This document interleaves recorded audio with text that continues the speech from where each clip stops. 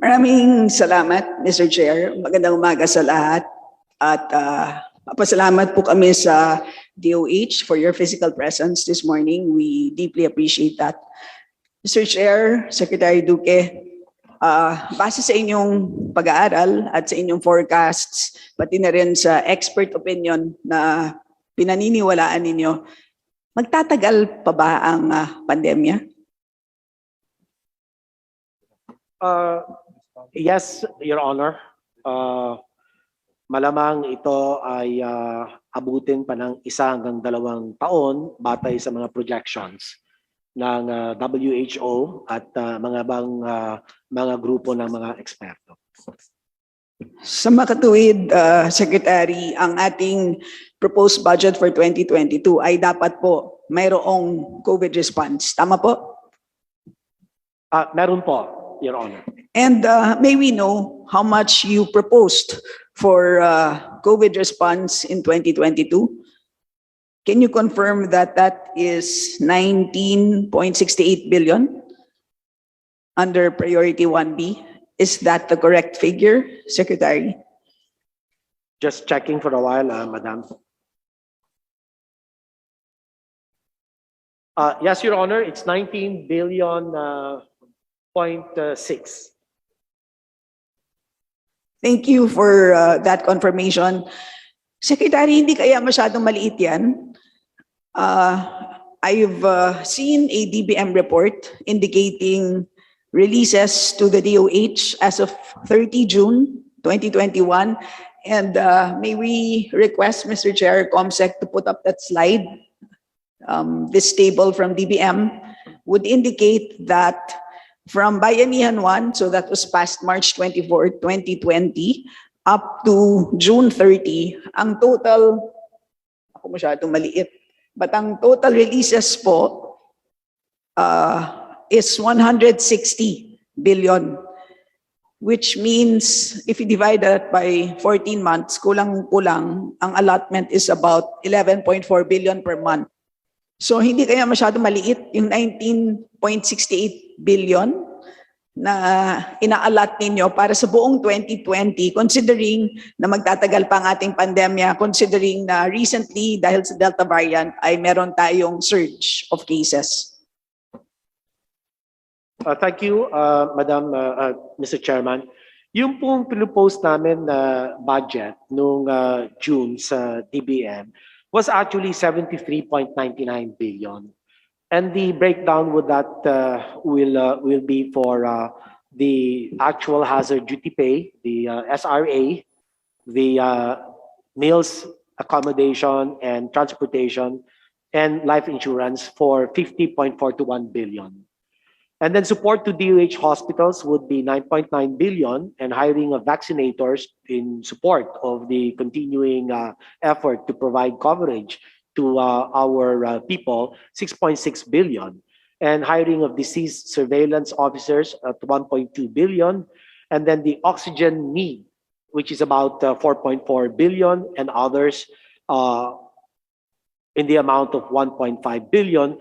So all told, this would be about 74 billion, Your Honor. So in other words, Secretary, although 19.68 ang nasa proposal ninyo, you asked for 74 billion more from the DBM, but they did not approve that. Yes, Your Honor. Yan po ba ang dahilan kung bakit wala pong budget para sa SRA as you had revealed to us yesterday doon po sa hearing on of the Committee on Health? Kasi yesterday, kung matatandaan po natin, tinanong ko po kayo, meron po bang SRA budget sa NEP 2022? Dahil nga po, ang na-release na ninyo is 311 million para sa ating healthcare workers na hindi pa nababayaran, but alam natin kulang na kulang po yan.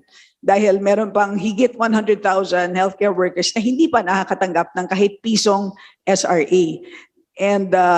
And so I asked you kung meron SRA budget sa NEP 2022 and you said no.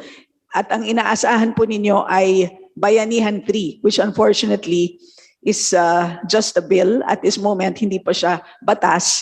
And just in case po maging batas po siya, wala pong itemized appropriation para sa SRA doon.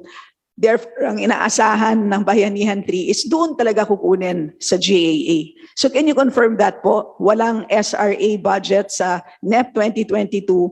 Ang sinasabi ninyong dahilan ay dahil hindi po inapprove ng DBM. Tama po kayo, Mr. Chairman, Madam, Your Honor. But kung pwede ko lang pong dagdagan ng konti pang impormasyon, tama po kayo, yung 311 million na ibaba na po yun nung nakaraang linggo para po sa mga 20,000 healthcare workers, mostly from the private sector. At meron din po kaming sinunod na listahan ng 17,000 more for a budget requirement of 201 million. So as a DBM na po yan. At meron din po kaming binigay sa DBM na 13.2 billion request for the meals, accommodation, and transportation benefits due to our healthcare workers. But this is all for this year. Natamo po kayo, next year, wala po. At ang tingin ko po ay we were hoping that once we reach the herd immunity and vaccinate at least about 77 million of our people, baka naman po ang sitwasyon ay talagang sadyang mas maging maayos. Kasi nga po, meron na pong proteksyon. In fact, doon sa budget na yun, humingi rin po kami ng 45 billion for additional booster doses for about, I think about 80 to 90 million Filipinos. Salamat po, Secretary. Pwede ba natin linawin once and for all, magkano ba talaga ang aasahan ng bawat frontliner in terms of SRA, yung special risk allowance, meals and transportation, etc. In fact, sa Bayanihan 2, meron pang kasamang life insurance. Kasi po, dahil nga po sa hearing kahapon, may mga nagbibigay po sa amin ng feedback kung magkano po ang kanilang natanggap na, Mr. Chair. Meron nagsabi po sa amin, 227 pesos, 0.27 na natanggap. Meron naman pong doble nun, 454.54. Hindi ko alam kung bakit ganun ang mga numero. Meron namang 909 pesos, merong a little over 1,000. Tila hindi natin maintindihan no, kung ano ba talaga ang basihan ng pag-compute ng kanilang mga cheque. Pwede po ba nating linawin? At isa po ito sa mga findings ng COA, hindi po ba, na ang guidelines nga po ng allowance ay hindi masyadong malinaw. So this is your chance po to explain para marinig ng ating frontliners kung ano ba ang entitled sa kanila. Salamat po, Mr. Chairman. Una po, yung grant of the SRA benefit, meron pong formula. Ang formula po nito, 5,000 pesos. You divide this by 22 days and multiply by the actual number of days that you actually directly catered to a COVID-19 patient or in direct contact, which is what is provided for in the Bayanihan 2 law. So kaya ganun po yun. Kung isang araw ka lang na humarap o nangalaga in accordance with the provision of the law, kung ano yung formula na yun, yun ang gamit doon. So 5,000 divided by 22 multiplied by 1 day. So that's what you get. Now, sa actual hazard duty pay naman po, 3,000. Ganun din po, over 22 days multiplied by the actual number of actual hazard duty. So meron po tayong formula at tama po kayo, ang COA ay sumusunod lamang dito sa batas na ito. Kanya naman ay meron silang mga observations doon sa mga implementing units natin, mga hospitals no, na nagbibigay, na tila medyo hindi po nila nasunod. At kanya, ang sabi nga naman nila, good faith dahil they wanted to recognize the sacrifice of our healthcare workers serving in the hospitals and other healthcare facilities. And so COA made that part of its findings and observations and flagged it, as a matter of fact. No?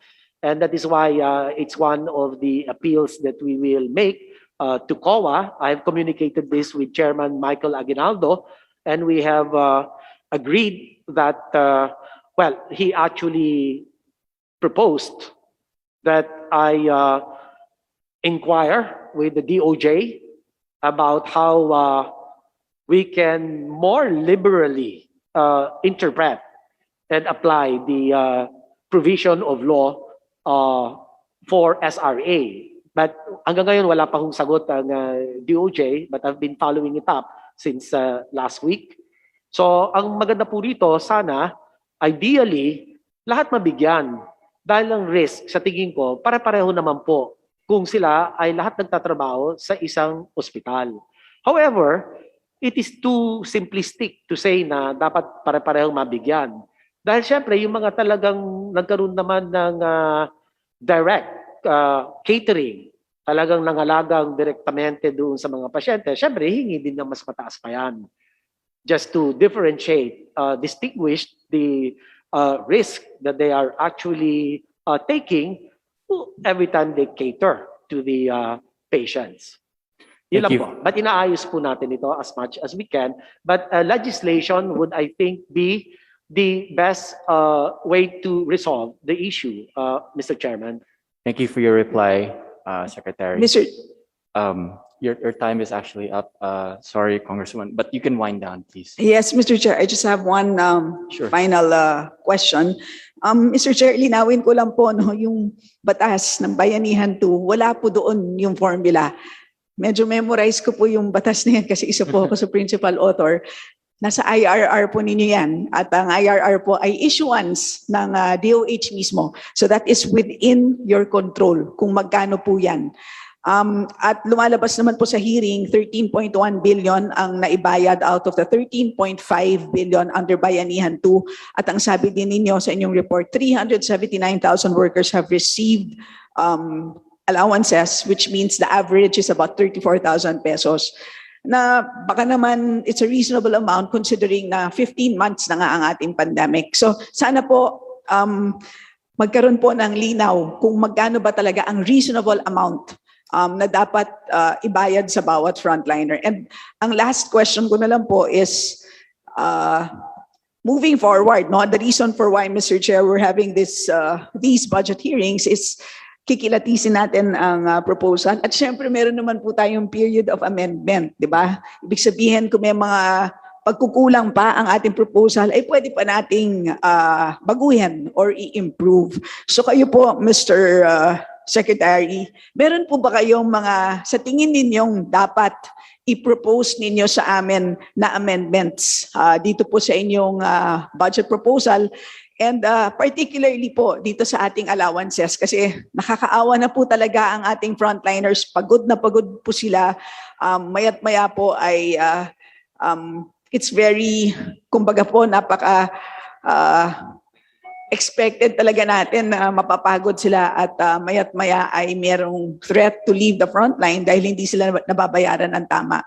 So is there anything po that you wish to propose to us that we can do to your proposal, and kami naman po, we would happily support that? Yes, ma'am, we can submit the proposal. As I have said initially, we have proposed 74 billion pesos. The lion's share of that will go to the benefits, AHDP, SRA, MAT, life insurance, and we'll check. We probably will need more to ensure that the sickness and death benefits are also incorporated in the proposal. We will submit it to you, Mr. Chairman and Madam Kong. Thank you. Thank you, Secretary. And Mr. Duque. Chair, pwede pong magpalista sa second round na lang. Yes. Salamat po. Yes, of course.